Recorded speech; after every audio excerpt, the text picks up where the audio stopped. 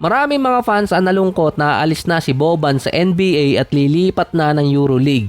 So sulat ko na lang yung team na lilipatan niya sa Turkey, pahirapan din sa pagbigkas. Si Boban ang isa sa funniest player at fan favorite din. Kahit sina Paul George, mamimi si Boban sa pag-alis niya sa liga. So isa lang yung naalala ko dun sa ginawa ni Boban parang ginawa niyang bata dati si Anthony Davis. Ang last action na ginawa ni Boban ay sinigurado niyang magkakaroon yung mga fans ng libreng chicken sandwich. Ito yung game sa pagitan ng Clippers at Houston. May promo kasi noon ng LA na kapag nakamintes ng 2 sunod na free throws ang kalaban, magkakaroon ng libreng chicken sandwich yung mga fans. Hinipe yun ni Boban at intentional na minintes yung huling free throws. Parang alam na niyang hindi siya makakabalik sa NBA sa susunod na season. Meron ding mga ginawang pelikula si Boban habang nasa liga siya, gaya ng John Wick, Hustle, meron pang nasa 5 o 6 na ginawa si Boban doon.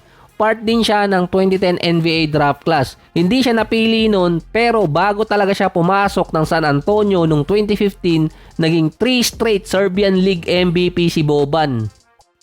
Sa San Antonio din nakita na kayang kumuha ng rebounds at puntos si Boban sa mas mababang minuto. Kung si Boban man ay ginawa talagang rotational player nung rookie season pa lang niya, malamang maraming awards na nakuha to. Dahil ang gagawin talaga niya mas mataas na puntos o rebounds kesa minutong nilalaro niya.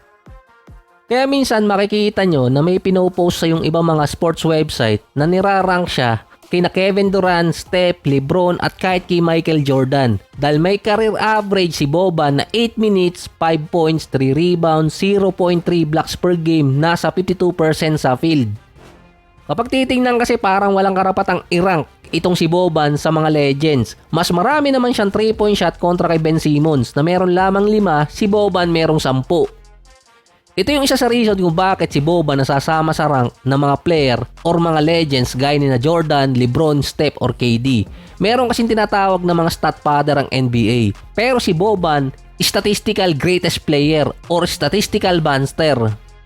Kahit meron lamang siyang 8 minutes at 5 points per game sa kanyang karir, base sa advanced stats, kapag nilagay si Boban sa per 36 minutes, magkakaroon siya ng career average na 23 points, 15 rebounds at 1.2 blocks per game. Kapag nasa per 100 possession si Boban, magkakaroon siya ng career average na 31 points at 20 rebounds per game. Based sa advanced stats, every minute na si Boban nasa loob ng court, gagawa siya ng either points or kaya rebounds. Ang pinakamababa talaga sa kanya yung blocks. Kaya siya tinatawag ng ibang fans na statistical monster. Sa 8 minutes, meron siyang 5 points at 3.6 rebounds per game. Kapag ginamitan nyo ng advanced stats, tataas yun. Bukod sa rookie season kasi niya na nakapagtala siya ng nasa 22 points at 17 rebounds na career high niya, yung isa pa doon noong 2020, March 11 versus Denver Nuggets. Ito yung nakagawa si Boban sa loob ng 31 minutes ng 31 points at 17 rebounds. Panalo pa noon ang Dallas. After ng performance na yun ni Boban, biglang nag-shutdown ng NBA dahil sa pandemic. So hindi lang si Tito Rudy ang may dahilan nun, pati si Boban nag-overheat yung stat board. Nagtagal si Boban sa NBA ng 9 years. Bibihira din sa isang player yun na katulad niya na hindi masyadong nagagamit. Kaya yung mga fans dati nagre-react na madali siya nakakakuha ng kontrata kumpara sa ibang mga statistical player na nagagamit pa ng mas todo. So minsan hindi lang sa game yun, pwedeng sa locker room, bilang leader, pangpanghupa ng tension din kapag may issue at kapag naipit din yung bola sa taas ng ring, merong Boban na kukuha.